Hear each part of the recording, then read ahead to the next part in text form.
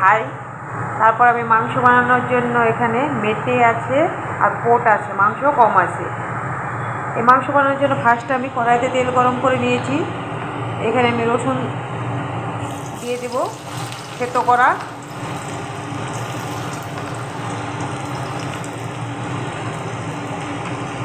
পেঁয়াজটা আমার এরকম করে কাটা আছে, আমি এরকম দিয়ে দেবো কিউব করে, 4 কোনা করে।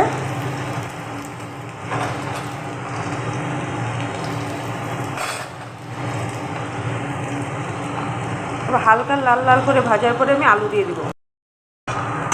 হালকা লাল লাল রসুনটা হয়ে গিয়েছে, আমি এখন আলুটা অ্যাড করে দিব।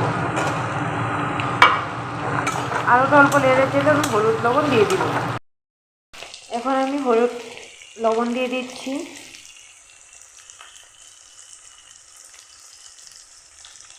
হলুদ দিয়ে দিচ্ছি আর লঙ্কার গুঁড়ো দিয়ে দিচ্ছি। এখন আমি নেড়ে চেড়ে নেব। অল্প নেড়ে চেড়ে নেওয়ার পরে আমি এরপর জিরার গুঁড়া, এখানে লঙ্কা আর আদা পেস্ট করা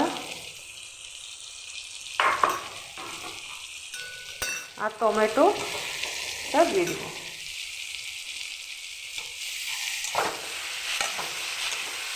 এখন অল্প নেড়ে চেড়ে আমি মাংসটা অ্যাড করব।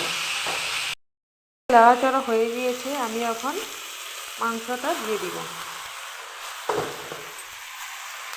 মাংসটা দিয়ে আমি এখন নাড়াচাড়া করে 10 মিনিট ঢেকে দিব। আরও ঢেকে রাখতে লাগবে, মাংস এখনও সিদ্ধ হয়নি। মাংস আমার কষানো হয়ে গিয়েছে, লেগে লেগে আসছে, তেলটাও ছেড়ে দিয়েছে। এখন আমি অল্প করে জল দিয়ে দিব। দেখতেই পাচ্ছ লেগে লেগে যাচ্ছে। যদি রেসিপিটা ভালো লাগে সবাই সাবস্ক্রাইব করবেন।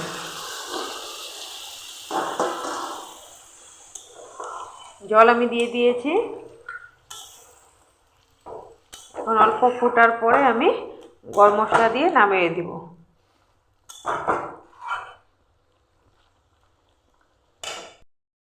আমার কমপ্লিট হয়ে গিয়েছে, আমি এখন গরম মশলা দিয়ে নামিয়ে দিব।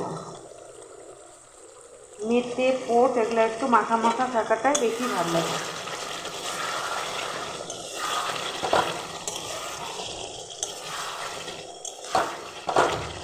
নামিয়ে দিব।